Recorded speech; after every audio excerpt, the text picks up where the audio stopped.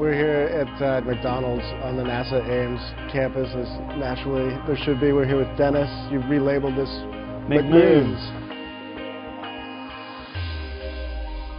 What's the basic premise of what you guys are up to? Our project is the Lunar Orbiter Image Recovery Project. The lunar orbiters were 5 spacecraft that were sent to the moon in 1966 and 1967 by NASA to do the first photo reconnaissance of the moon's surface. This is in preparation for the landings for the Apollo missions. The premise of our project is to go back and get the complete historical record of the moon as it was in pristine condition before anybody had done anything there. Think about how much money it would cost today for NASA to fly a mission to 1966. Can't do it.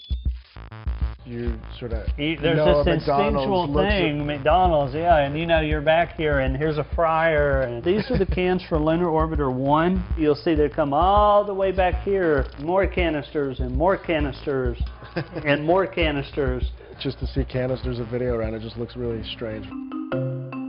I want to bring you back here and introduce you to Austin. He does all of our back-end work. Hide the porn. The quality of the analog process used during the 1960s significantly degraded the actual quality of the images that were taken on board the spacecraft. They didn't have the computing power necessary to do this as an all-digital process back then. Okay. Whereas right now, you can basically do what was impossible to do in 1964 and 1965 on a few $1,000 computer. I really love this picture because this is the North Pole of the moon right here.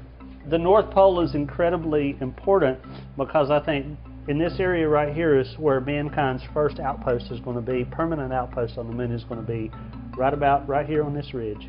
Don't you get tired of thinking about the moon ever? I'm a lunatic, man. What you talking about? This is the heart and soul of our project. It's kind of a miracle of 1960s American technology.